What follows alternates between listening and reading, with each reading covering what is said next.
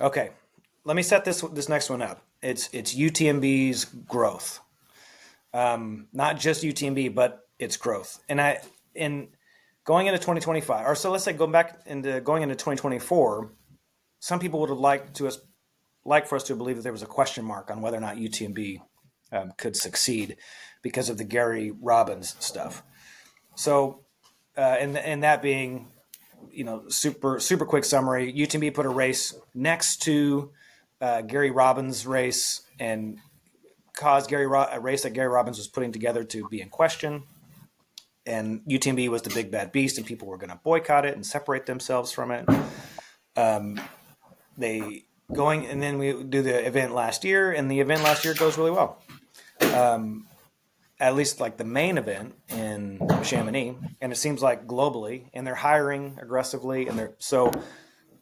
Are you buying or selling going into the next year in the coming years of UTMB continuing to grow to be the company that is what central like that the world gathers around as the main ultra, 100K and beyond, 100K to 100 miler, that's the pinnacle. Like, are you buying that UTMB will be that, or are you selling that they will be that? Buying, heavy buy.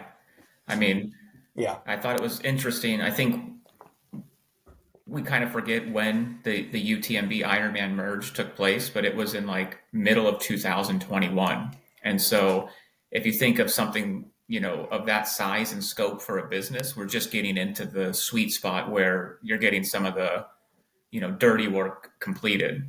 The thing that Oh, for me keeps UTMB and Ironman growing is you have unlimited race capacity in these European events and in Canada, like Whistler, right? So the appealing thing to me is yep. that they're not confined by permit restrictions and things like that in the United States, and that Ironman has endless pockets. So if you have endless capacity, Mm. endless financial resources, I mean, I just think that we're just starting to get into you know, the sweet years of this relationship and the growth of the events. Yeah, I'm going to rethink how I word it based off of how you said it. That a lot of the pain from their growth, they're now on the other side of that hatred to some degree. They've endured, they've stayed with it, they've kept on their track. And now a lot of the people who hated him for Gary Robbins or for Iron Man's involvement, all that sort of stuff, yeah, they're not. Uh, that those waters have calmed, and so you have really to your point. There's blue ocean on the other side of that. I'm totally buying. Someone has to do it, and I don't see anybody else within 100 miles of that. Being able to be that.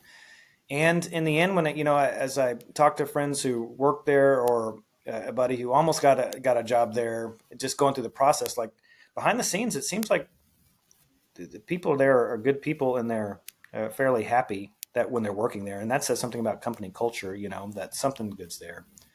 But I don't see anyone touching it. And I hear that Gary Robbins is doing great up there with his event. I don't know the details, but it seems like those waters are smooth, and it's blue ocean, and Yeah, yeah, exactly. I'm buying. So